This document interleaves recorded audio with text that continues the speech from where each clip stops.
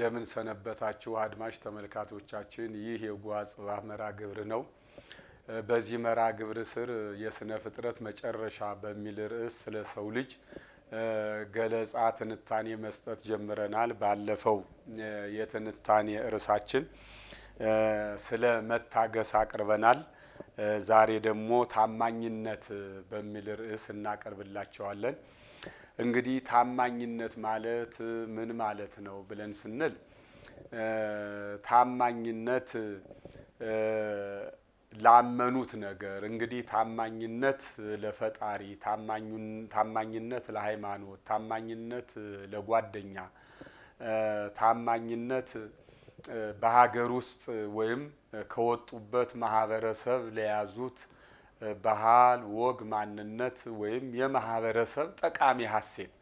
የሰው ልጅ እንግዲህ ታማኝነት በአንድ ብቻ የምንገልጸው አይደለም። ታማኝነት ለማን ታማኝነት ምንድነው ብለን ስንል ስለ አንድ ነገር አስረግጠን ምንድነው የምንይዘው ወይም ደግሞ አጥብቀን የምንፈጽመው ነገር ወይም የምንታመንለት ነገር ማለት ነው። እና ታማኝነት ምንድነው ብለን ስንል የሰው ልጅ አሁንም የከበረ ስነ ፍጥረት ስለሆነ ታማኝ መሆን ያስፈልገዋል። የታማኝነት ተቃርኖ አለመታመን ነው። አለመታመን ዋሾ መሆን፣ ውሸታም መሆን ማለት ነው። ውሸት ደግሞ በሃይማኖትም እንደገና በብዙ ማህበረሰብም የተጠላ ነው። ውሸታምን የሚወድ ማህበረሰብ የለም። ውሸታም የሆነ የማህበረሰብ ባህል የለም። ባህል የሚሆን ብዙ ማህበረሰብ ያመነበት ጠንካራ ጉዳይ ስለሆነ፣ የተፈተነ ጉዳይ ስለሆነ፣ ምሳሌ ሃይማኖት ከባህል ውስጥ አንዱ ነው እና ሃይማኖት እውነት ነው። ሃይማኖት እውነት ነው። ስለዚህ ታማኝነት እንግዲህ ታማኝ የሚሆነው አንድ ሰው እውነተኛነቱን አስረግጦ ለዚያ ለሚያምንበት ለተረዳው ነገር አስረግጦ ታማኝነትን የሚያስረዳበት ዘይቤ ነው። አንድ ሰው ለሃይማኖቱ ታማኝ ካልሆነ፣ አስመሳይ ከሆነ ችግር አለ ማለት ነው።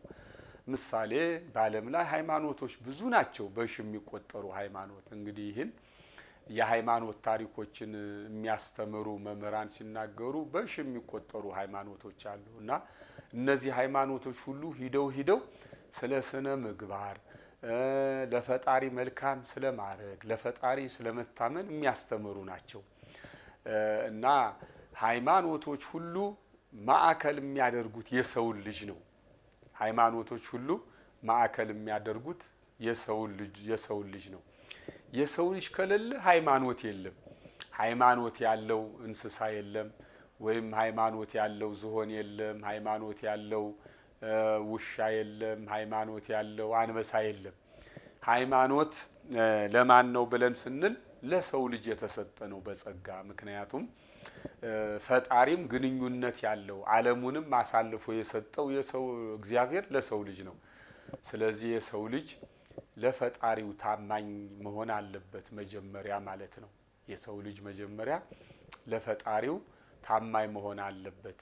እንዴት ባለ ሁኔታ ነው? እንግዲህ ቅድም ሃይማኖቶች ብዙ ናቸው ብለናል። ሃይማኖቶች ብዙ ተሆኑ እንግዲህ የሰው ልጅ ወይ በተወለደበት አካባቢ ሊሆን ይችላል፣ ወይ በአጋጣሚም ሊሆን ይችላል፣ ወይ በስብከትም አጋጣሚ ሊሆን ይችላል። አንድ ማህበረሰብ የሚከተለውን ሃይማኖት ተከታይ ሊሆን ይችላል። እንግዲህ መቼም የሃይማኖት ከፈጣሪው ጋር የሚያጣለው አይደለም። ማንኛውም ሃይማኖት ይሁን ሃይማኖት የሰው ልጅ ከእግዚአብሔር ጋር አንድ እንዲሆን እንዲገናኝ የሚያደርግ ነው ሃይማኖቱ ሁሉ። ሃይማኖት ብለን ስንል እንግዲህ በአንድ ፈጣሪ ማመንን ማለት ነው። በአንድ ፈጣሪ ማመንን ማለት ነው። በእርግጥ የተለያዩ ሃይማኖቶች በብዙ አማልክት የሚያምኑ የተለያዩ እምነት የሚከተሉ አሉ። ምናልባት እኒህን ገለጻዬ ላይጨምር ይችላል። እኔ የሰው ልጅ መጀመሪያ ለፈጣሪው ታማኝ መሆን አለበት ብዬ ስል እንግዲህ ምን ላለው ሃይማኖት ስንል በአንድ አምላክ ለሚያምኑ ሃይማኖቶች ፈጣሪ አንድ ነው፣ በአንድ ፈጣሪ እናምናለን ብሎ ለሚያምን ማህበረሰብ ማለት ነው። እንግዲህ ሌላው ደግሞ ምናልባት በብዙ አማልክት የሚያምን ታለ ሂዶ ምንድነው እውነቱ ሊገለጽለት ይችል ይሆናል ማለት ነው። ምክንያቱም እምነትም አንዲት ናት እና ሃይማኖቱም ሂዶ ሰውንና ፈጣሪን ማገናኘት ነው። ነገር ግን ለሃይማኖቶች የተለያዩ ስሞች ተሰጠውት ሊሆን ይችላል። እንግዲህ ጥቅልል ባለመልኩ በዚህ ገለጻዬ እያንዳንዱ የሃይማኖቶችን ማንነት እዚህ ላይ ልነካ ልተች አልችልም። ምክንያቱም እያንዳንዱ ማህበረሰብ የሚከተለውን ሃይማኖት በራሱ አመለካከት በራሱ እይታ ይዞ እንግዲህ ይበጀኛል ብሎ እግዚአብሔርን የሚከተልበት ነው። ክርስትናው ስለ ክርስትናው ይሰብካል፣ እስልምናውም እስልምናውን ያስተምራል። ሌላውም የቤተ እስራኤል ሃይማኖት መምህራንም ስለ ቤተ እስራኤላዊነት እስካሁኑ ጊዜ ይሰብካሉ ያስተምራሉና እነዚህ ሃይማኖቶች ምንድናቸው? አንድ አምላክን የሚቀበሉ ናቸውና የሰው ልጅ እንግዲህ ታማኝ መሆን ይገባዋል ብለን ስንል ለፈጣሪው ነው። ፈጣሪውን እንደ ሃይማኖቱ ሁኔታ አውቆታልና ለፈጣሪው ሕግና ትእዛዝ ታዛዥ መሆን አለበት። ምሳሌ ወደ መጽሐፍ ቅዱስ አስተምህሮ ስንመጣ ምን ይላል ሙሴ? አንድን አገር በወረርሃት ጊዜ ኃይል አግኝተህ በያስሃት ጊዜ ዛፎችን አትቁረጣቸው። እነዚያ ዛፎች ያንተ ባላንጣዎች አይደሉም። ምናልባት በጦርነት ድል ያደረካቸው የወጋሃቸው እነዚያ ሰዎች ባላንጣዎች ስለሆኑ ነው። ነገር ግን ዛፎች ባላንጣዎች አይደሉም። እናም አንድ ነገር በጦር ድል አድርገህ በያዝ ጊዜ ዛፎችን አትንካቸው፣ ይጠቅመዋል፣ ከፍሬያቸው ትበላለህ፣ የምግብ ችግር አይኖርብህም ይላል። ይህ እንግዲህ አሁን ይህን ስናየው ምንድነው ስነ ተፈጥሮን እንድናከብር በሚገባ ያስተምራን ማለት ነው። ምንን አለማውደምን፣ ደንን አለማውደም፣ ደንን አለመመንጠርን ማለት ነው። ሌላም ደግሞ ወደ አብያተ ክርስቲያናት ስንመጣ አብያተ ክርስቲያናት ህንጻዎችን የሚገነቡ ከገነቡ በኋላ ትልቅ ደኖችን ይተክሉባቸዋል። ወደ ሰሜን ኢትዮጵያ ስናይ በተለይ በኢትዮጵያ ኦርቶዶክስ ቤተክርስቲያን ያሉትን አብያተ ክርስቲያናት ስናይ እያንዳንዱ ቤተክርስቲያን የሚታወቀው ኮረብታ ላይ ምኖች ሲታዩ ነው? ደኖች ሲኖሩ ነው ማለት ነውና ደንን የመጠበቅ ባህል ትውፊት አለ ማለት ነው። ይሄ መልካም ነገር ነው። እንደገና ስለዚህ ምንድነው አሁን እነዚህ አብያተ ክርስቲያናት የሃይማኖት ተቋማት እንደመሆናቸው መጠን ምን አይነት ትውፊት መስርተዋል? የሰው ልጅ ከስነ ተፈጥሮ ጋራም ታርቆም ለስነ ተፈጥሮም ታማኝ ሆኖ እንዲኖርም አድርገዋል ማለት ነው። ምን ይላሉ አንዳንድ ሰዎች ወይም ምሁራን? መጀመሪያ የሰው ልጅ ደኖችን ያጠፋል ይላል። የሰው ልጅ መጀመሪያ ጥፋት ሲጀመር የሰው ልጅ ደኖችን ያጠፋል። ደኖች ከጠፉ በኋላ ደግሞ እንስሳት ይጠፋሉ። ቀጥሎ የሚጠፋው ማን ነው? የሰው ልጅ ነው ማለት ነው። እንግዲህ ደንን የሚያጠፋ የሰው ልጅ ነው። ደን ሲጠፋ ቀጥለው እንስሳት ይሞታሉ በድርቅ በሚበሉት በማጣት። ቀጥሎ ደግሞ ምንድነው? የሰው ልጅ ይሞታል ማለት ነው። እንዲህ የሚሆን ምንድነው? የሰው ልጅ ለስነ ተፈጥሮ ታማኝ ሳይሆን ቀርቶ ተፈጥሮን ማጥፋት ተፈጥሮን መካድ ሲጀምር ማለት ነው። እና የሰው ልጅም ወደ እምነት ስንመጣ ለፈጣሪ ታማኝነት መሆን ተፈጥሯዊ ነው። የሰው ልጅም ሰበካም እኮ አይደለም። ምሳሌ ወደ መጽሐፍ ቅዱስ ታሪክ ስንሄድ የአብርሃም ቤተሰቦች ጣዖታትን ያመልኩ ነበረ፣ ብዙ አማልክትን ያመልኩ ነበረ የሚላል። አብርሃምም ከቤተሰቦቹ እየተቀበለ እነዚያን ጣዖታትን ወደ ገበያ እየወጣ ይሸጥ ነበረ ይላል። ከእለታት አንድ ቀን አብርሃም እራበው ጠማው። እንዴ እኒህ ያስኳቸው አማልክት አይደሉም? አማልክትን ይዤ ለምን ይረበኛል ይጥማኛል አለና አብሉኝ አጠጡኝ አላቸው። አላበሉትም አላጠጡትም። ስለዚህ ችግሬን ካልፈታችሁልኝ ብሎ ጥሏቸዋል እነዚያን ነገር። ከዚያ አብርሃም ምን አለ? እንግዲያስ በማን ላምልክ? በፀሐይ ላምልክን አለ። ፀሐይን ኃይለኛ ደመና ሲጋርደውና ሲሸነፍ አየ። እንግዲያስ ደግሞ በምን ላምልክ? እንግዲያ በጨለማ ጨለማን በብርሃን ሲሸነፍ አየ። ነገር ግን አብርሃም እዚህ ላይ አንድ ነገርን አስተዋለ። ምንድነው ያስተዋለው? ፀሐይ ዓለምን ሁሉ እንደምታበራ አስተዋለ። ስለዚህ ፀሐይን የፈጠራት ይቺ ፀሐይ ፍጡር ናት።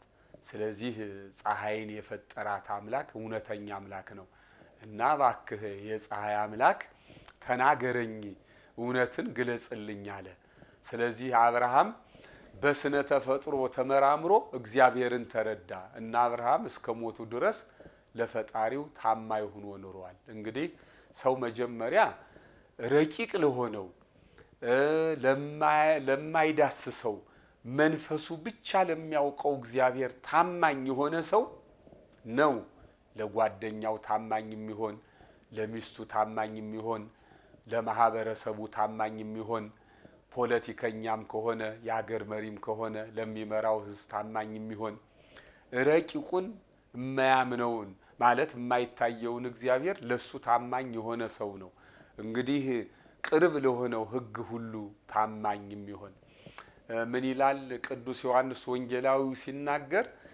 የማያየውን እግዚአብሔር የሚወድ ሁሉ የሚያየውን ወንድሙን ይውደድ ይላል።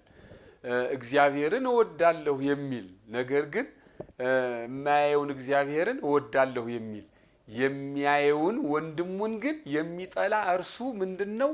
ውሸታም ነው ይላል ማለት ነው። ስለዚህ እንግዲህ እግዚአብሔርን የማያየውን ረቂቁን እግዚአብሔር በመለኮቱ በዘመናዊነቱ ካመነ ከተቀበለ የሰው ልጅ ሰው ለዋጣው ህግ፣ ለሚያየው ህግ፣ ለሚያየው ስነ ተፈጥሮ ተገዢ ይሆናል ማለት ነውና እንግዲህ የሰው ልጅ ታማኝ ይሆን ዘንድ ይገባል እና ቁጥር 1 ታማኝነቱ ለፈጣሪው ነው። ከዚያ ደግሞ ለማህበረሰቡ ነው። እንግዲህ የሰው ልጅ አንድ ሕፃን ሲወለድ መጀመሪያ ለእናቱ ነው አይደለ? ከእናቱ ማህፀን ይወጣል። ስለዚህ የሰው ልጅ ለእናቱ ታማኝ መሆን አለበት። ለእናቱ ታማኝ የሆነ ለእናቱ አገልጋይ ይሆናል። እናት በሀገር ትመሰላለች። እናቱን ያገለገለ አገሩንም ያገለግላል፣ ለእናቱም ታማኝ ይሆናል።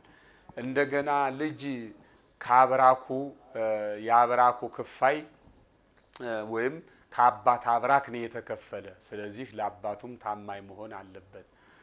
የሰው ልጅ ከዚያ ከማህበረሰቡ ቀጥሎ ወዴት ነው የሚላከው? ወደ መምህር ነው። ስለዚህ ያ ሕፃን ለመምህሩ ታማኝ መሆን አለበት። አብረውት ለሚማሩ ሕፃናት ታማኝ መሆን አለበት። ለሚማረውም ትምህርት ራሱ ታማኝ መሆን አለበት። ትምህርትን በቃሉ ይዞ ማነብነብ ብቻም ሳይሆን የሚማረውን ነገር ትምህርት ስንል ሃይማኖታዊ ትምህርት ሊሆን ይችላል፣ ሌላ ማህበረሰባዊ ትምህርት ሊሆን ይችላል። እንደገና በዘመኑም ደግሞ እይታ ሳይንሳዊም ትምህርት ሊሆን ይችላል። ግን ከዚህ ሁሉ የበለጠ አሁንም ሃይማኖታዊ ትምህርት ነው።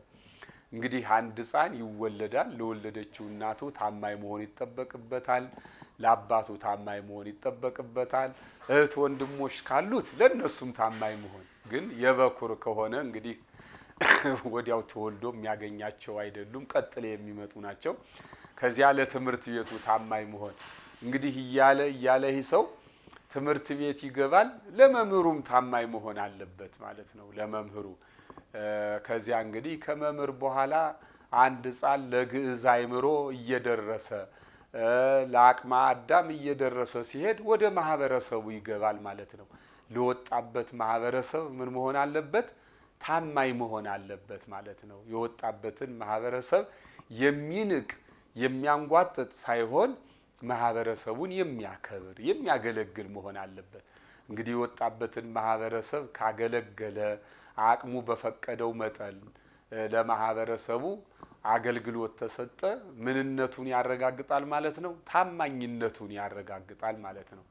እንግዲህ አሁን ባለንበት ዘመን አውሮፓና አሜሪካ መኖር ስልጣኔ ያለበት፣ አፍሪካ መኖር ስልጣኔ የሌለበት ሆኖ ስለሚታሰብ ያው ሰው ሁሉ ውጪ ተመኝ ሆኗል። ስለዚህ ምንድነው የሰው ልጅ አገሩን ሲለቅ መጀመሪያ ማህበረሰቡን ነው አገሩን ነው እና ለማህበረሰቡ ታማኝ የሆነ ሰው ማህበረሰቡ ነው አይደል መንግስትን ሀገርን የሚፈጥረው። እንግዲህ ለማህበረሰቡ ታማኝ የሆነ ሁሉ ለሀገሩ ታማኝ ይሆናል ማለት ነው። አገሩን በብቃት በጽናት በታማኝነት ያገለግላል ማለት ነው። ምክንያቱም ለግዕዝ አእምሮ ደርሷል። እንግዲህ ማህበረሰቡን ለማገልገል እውቀት ልምድ ያስፈልጋል። እውቀትና ልምድ የሚገኘው ደግሞ በትምህርት ቤት ነው። ትምህርት ስንል እንግዲህ ምንድነው? መደበኛም ኢመደበኛም ነው። ምሳሌ አንድ የአርሶ አደር ልጅ እርሻን ኢመደበኛ በሆነ ሁኔታ ከወላጆቹ ስለሚማር መጨረሻ ለአቅመ አዳም ሲደርስ ሚስት አግብቶ ጎጆ ቀልሶ እርሻ እንዴት እንደሚታረስ፣ ከብት እንዴት እንደሚረባ፣ በግ እንዴት እንደሚያረባ፣ ዶሮ እንዴት እንደሚያረባ ኢመደበኛ በሆነ ሁኔታ ይማራል ማለት ነው። እና ትምህርት ሁልጊዜ ትምህርት ቤት ተሄዶ መምህር ፊት ለፊት ቁጭ ብሎ አይደለም። ትምህርት ከማህበረሰቡ እንዲያውም ትምህርት ቤት ከምናገኘው ትምህርት ይልቅ ተግባራዊ የሆነው የተፈተነው እውነተኛው ትምህርት የሚገኝ ከየት ነው? ኢመደበኛ በሆነ ሁኔታ ነው።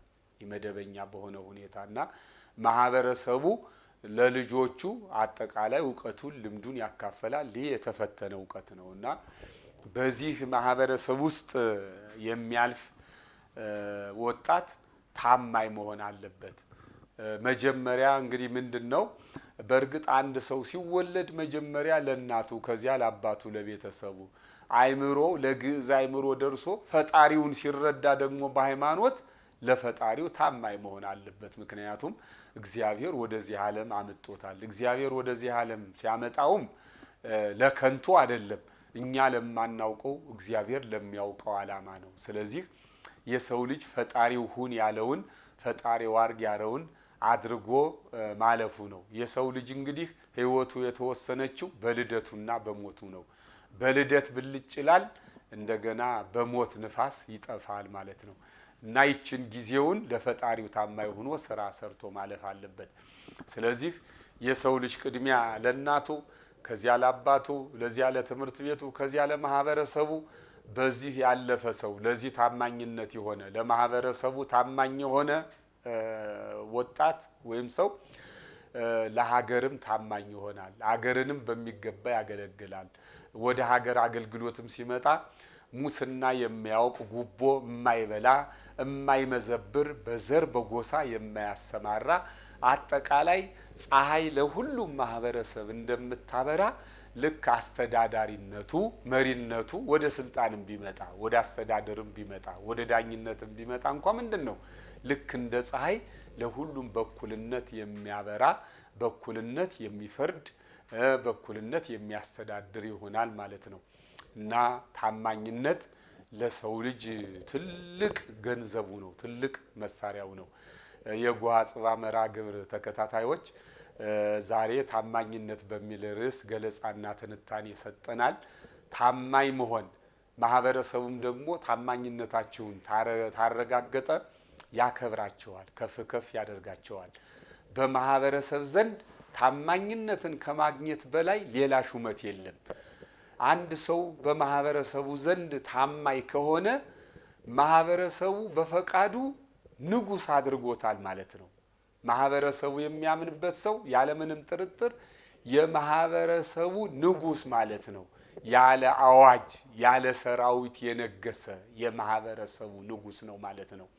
እና በአጠቃላይ በመንኖርበት ጊዜ ሁሉ በቀሪ ህይወታችን ሁሉ ለማህበረሰቡ ለተቀጠርንበት ማህበረሰብ ለምናመልከው ሃይማኖት አጠቃላይ ለምንሰራው ስራ ወይም ለገባነው ቃል ኪዳን ታማኞች መሆን ይጠበቅብናል። ታማኞች ካልሆን ግን ወስላቶች ሌቦች እንሆናለን። አገርንም ወገንንም እንጎዳለን፣ ከፈጣሪ ጋራም እንጠላለን ማለት ነው። እንግዲህ አድማጭ ተመልካቾቻችን ለዛሬ ይህን አቅርበንላችኋል። ይህን ትምህርት አዳምጣችሁ ተጠቅማችሁ ህይወታችሁን ትለውጣላችሁ ብለን ተስፋ እናደርጋለን። በሌላ ትንታኔ እስከምንገናኝ ድረስ ለዛሬ ሰላም ቆዩ። ቸር ይግጠመን።